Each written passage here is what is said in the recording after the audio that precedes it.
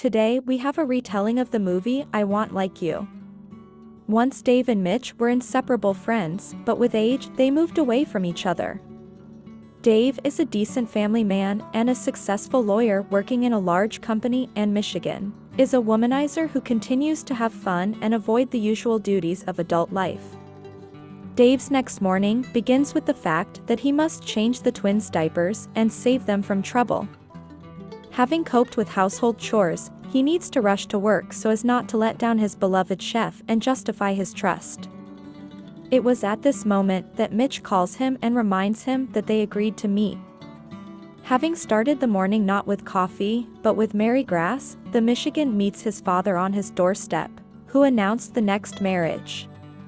He invites his son to the wedding, but he is not ready to meet another stepmother.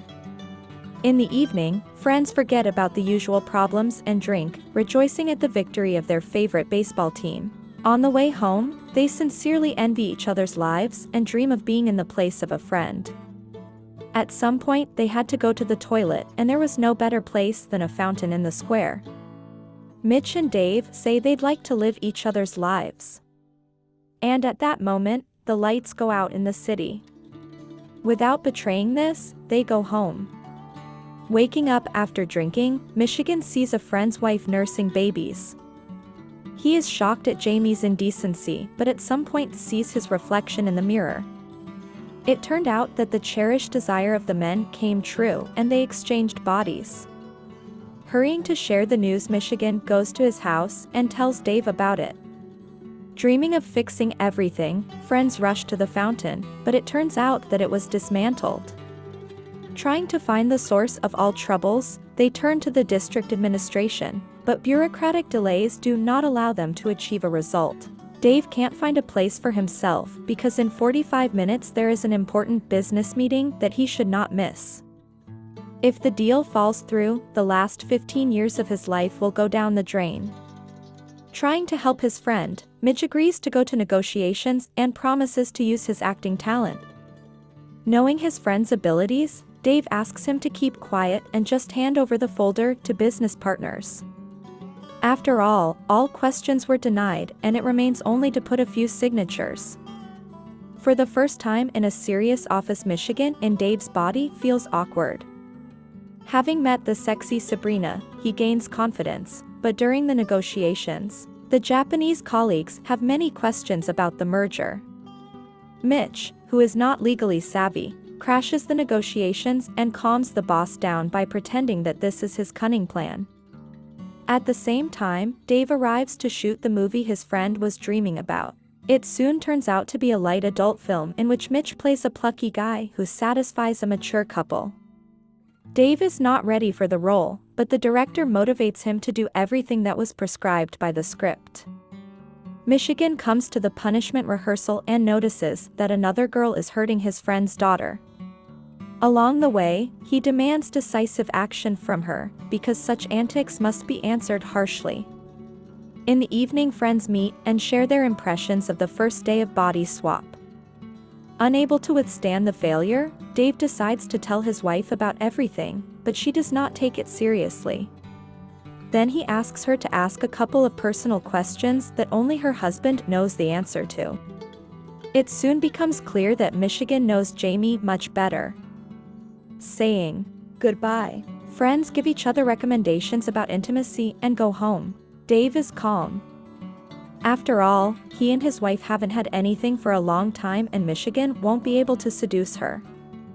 But it will be more difficult for him, since hot and insatiable Tatiana will come to visit the womanizer this evening. Soon she visits Dave. But a man is embarrassed by the slightly protruding tummy of a girl in her 9th month of pregnancy. Meanwhile, the Michigan sees his friend's wife in a beautiful dressing gown and hopes for a pleasant evening. But soon his dreams fade away because after her you need to open the window and air it out. At night, the children do not sleep and Jamie makes her husband go to calm them down. Michigan is not used to parenting and calls a friend for help. It turned out that Dave was also awake, but for a completely different and more piquant reason. Trying to feed the kids, Michigan miraculously saves them from unforeseen consequences and pours milk over them to calm them down. The next day, Dave visits a friend's family and sees an upset Jamie. She noticed that recently her husband had changed a lot and began to move away from her. Dave thinks it's because of the body swap, but it's been a problem for a couple of days and has been for years. Jamie loves her husband and is ready to do anything for him, but she is tired of her husband's excessive industriousness, constantly forgetting about his wife and children. Trying to fix everything, Dave teaches Michigan manners. Talks about how to dress, how to communicate with his wife and behave at work. Everything goes according to plan until the friends meet Sabrina. Dave has been dreaming about her for a long time, so Mitch takes advantage of a managerial position and forces the assistant to go on a date with his friend. A little later, Mitch's father calls his friend and sets up a meeting at a cafe. Unaware of the body exchange, he tells his son about his feelings and how important his parting word is to him. At the same time, the father does not see a serious man in his son, because he is afraid of difficulties and does not bring the matter to the end. Trying to prove to himself and others his worth, the Michigan begins to change. He wakes up on time, buys everything on the list of his wife, takes care of the children and stabilizes the situation at work. During a concert performance, little Kara punishes the offender with what to cause delight not only in Mitch, but also in her grumpy mother. Dave decides to take a break from his wife and the usual hustle and bustle. Watching bustling éclairs, relaxing in the cinema, and having fun on the racetrack. He has a date with Sabrina tonight, so he needs Mitch's help. A friend not only picks up the suit, but also helps to properly prepare for a possible night with a girl. Having met for dinner, the timid Dave is shy of Sabrina. The girl admits that she came only because of the boss's order, but she is very hungry and does not mind drinking. During dinner, the couple bond and have fun getting commemorative tattoos. Saying goodbye, Sabrina admits that she was wrong and the date turned out to be successful. Therefore, she will be glad to meet again. The next morning, Mitch and Dave get a call from the administration saying that the fountain has been found. Friends can return to their bodies, but they decide not to hurry with this because Mitch wants to prove his independence and Dave did not have enough time to have fun with his subordinate. While continuing to live in someone else's body, the Michigan concentrates on work and, just like his friend, forgets about a date with his wife. At the same time, he plays with business partners like an unapproachable girl and profitably sells the company by increasing its value by $100 million. After the deal, the chief appoints a lawyer to a new position and makes him his partner. During the gala evening, Mitch realizes that he has been concentrating on work for too long and in vain, because the most important thing is family. Dave continues to have fun with Sabrina and everything goes towards making love.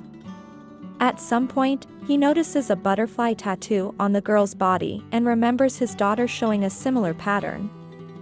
Having ruined the date, Dave rushes to the official event and kisses his wife. Everyone is shocked and only Jamie understands that his friends did not lie. Deciding to return to their bodies, Dave and Mitch rush to the fountain. As it turned out, he was transferred to a huge shopping center. Friends are embarrassed and do not want to urinate a fountain in front of everyone, but there is no other way out. Having aroused the general interest of the public, they cross the jets and ask to return everything as it was. At some point, the lights go out and friends disappear.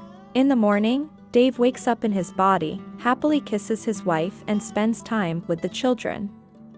Mitch also comes to his senses and rejoices that their ordeal has come to an end. Having met Sabrina on the threshold, he offers to repeat the date and hurries to the wedding to his father to support him on this happy day.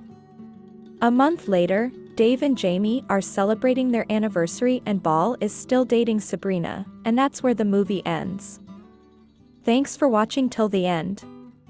Subscribe to the channel and share your result in the comments.